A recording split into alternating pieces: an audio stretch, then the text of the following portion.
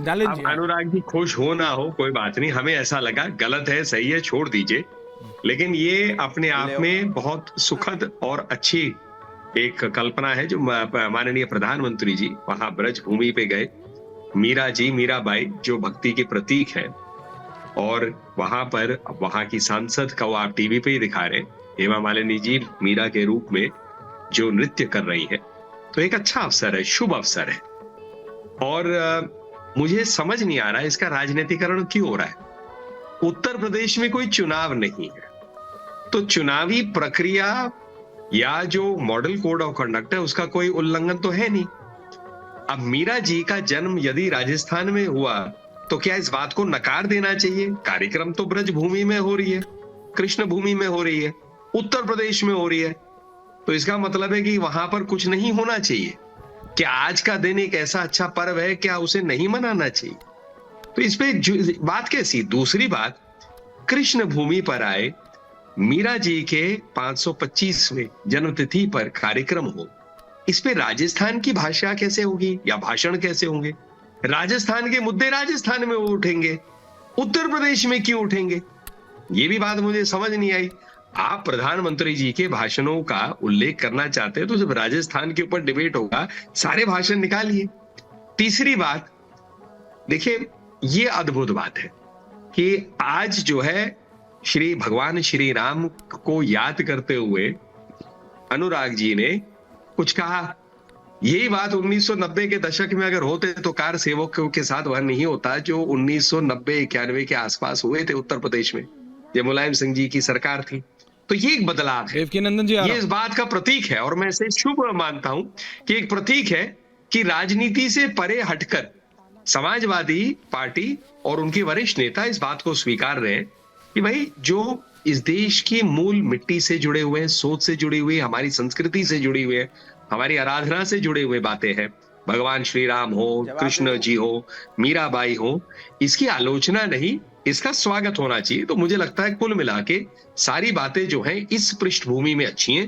राजनीति जो वो कर रहे हैं, आज मुझे लगता है उत्तर प्रदेश में बैठ के राजस्थान की राजनीति, राजस्थान के कार्यक्रम में जो नहीं हो रही, अनुराग जी वो प्रयास कर रहे हैं क्योंकि शायद वो नहीं चाह रहे होंगे कि वो कोई ऐसी बात कहे जिससे ऐसे लगे कि उन्होंने आलोचना नहीं की। लेकिन उत्तर प्रदेश के कार्यक्रम पे कम से कम मुझे संतुष्ट दिखे। मैं बोलूं?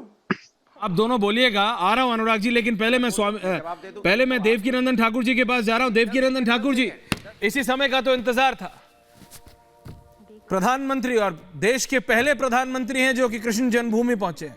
राजनीति अलग है, लेकिन ये जो दृश्य है वो अपने आप में हजार मैसेज देता है। मैं तो कहता हूं एक कृष्ण भक्त पहुंचा है, सिर्फ प्रधानमंत्री नहीं।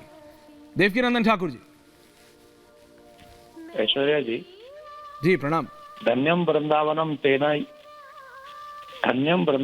तेना यत्र भक्ति नृत्य। मैं आज क्योंकि बाहर हूँ, वृंदावन में हूँ नहीं जी, फिर भी मैं आपके चैनल के माध्यम से सनातनियों को एक बात कहना चाहता हूँ कि आज हम सबके लिए बड़े मंगल का विषय है कि प्रधानमंत्री मथुरा गए, ब्रज में गए, जन्मभूमि का दर्शन किया।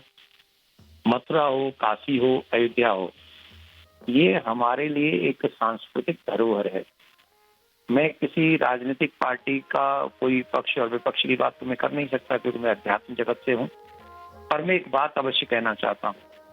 बात यह है कि ब्रज भूमि वाकई विकास से बहुत दूर रही है अब तक आजादी के बाद से। चाहे वो कृष्ण भूमि हो, चाहे वो जमुना जी हो, जो हम सबके ब्रज की लीलाओं के, और श्री कृष्ण की लीला जब होगी, वृंदावन की चर्चा जब होगी, तो धन्यम वृंदावनम तेन भक्ति नृत्य यत्र च। धन्य है वो वृंदावन। वो वृंदावन कौन सा है? जहाँ जमुना जी कल कल करके बहती हैं, भगवान श्री कृष्ण मथुरा में जन्म लेते हैं। ऐसी जन्मभूमि पे प्रत्येक राजनीतिक व्यक्ति को जाना चाहिए, चाहे वो किसी भी पार्टी का हो। आज मोदी जी गए हैं और मैं जो वक्तव्य, क्योंकि आज मैं कथा में 3 बजे से हूँ और 7 बजे तक कथा थी, तो मैंने जो बातें कही ना कथा में और जो मैं आशा करता था वही वक्तव्य मुझे बताया गया कि आदरणीय श्री मोदी जी ने कहलवाया है। इसका मतलब है एक तो कुछ चीजें आने वाली हैं और आनी ही चाहिए। सांस्कृतिक हम लोगों का अधिकार है। आप पाकिस्तान में जाएंगे तो वहाँ अन्य धर्म की बातें होंगी, आप अमेरिका में जाएंगे तो वहाँ अन्य धर्म की बातें होंगी, लेकिन जब आप भारत में आएंगे तो मथुरा, अयोध्या, काशी, प्रयाग, चित्रकूट, हरिद्वार, केदारनाथ, बद्रीनाथ, इनके बिना हम अपनी संस्कृति का वर्णन नहीं कर सकते, व्याख्या नहीं कर सकते। बढ़ गया तो मथुरा में जाकर प्रधानमंत्री जी ने एक स्ट्रांग मैसेज दिया है कि हाँ, अयोध्या का भव्य मंदिर निर्माण होने जा रहा है, हो चुका है, उद्घाटन 22 जनवरी को होगा। अब उसके बाद मथुरा की बारी है, जो कि हम सभी कृष्ण भक्त, क्योंकि मैं ब्रजवासी हूँ, मैं तो आशा करता हूँ कि जैसे भव्य मंदिर अयोध्या में बना है वैसा ही भव्य मंदिर मथुरा में भी उसका निर्माण हो, और इतना भव्य हो, क्योंकि कृष्ण के फॉलोअर्स सिर्फ हिंदू लोग नहीं है। आप वृंदावन जो लोग गए हैं, मैं आपको बताऊं भैया, अभी शायद कोई ब्रजभाषा बोल लो, मैंने सुने पर दिखाई ना पड़े, भाषा में सेटअप पे अपनाओ।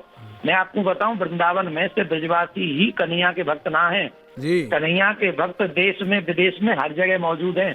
तमाम फॉरनर्स जो है ना, अपने घर परिवार सुख सुविधा पाश्चात्य कल्चर को छोड़ के ब्रज में रह रहे हैं। अभी कार्तिक मास चल रहा है और कार्तिक मास में सबरे लोग परिक्रमा लगा रहे हैं माथे को। अंग्रेज हैं, सफेद चमड़ी है उनकी, गोरी, और माथे पे तिलक है, साड़ी पहन रखी है, माथे पे तिलक, गले में कंठी है और हाथ में कलाबाएं, माला जोली हाथ में, परिक्रमा लगा रही हैं।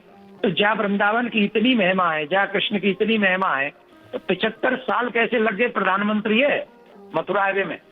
बात ये है, क्वेश्चन ये है, ये हम भारत में रह रहे हैं ना भैया, जी बिल्कुल देव ये मेरा प्रश्न है।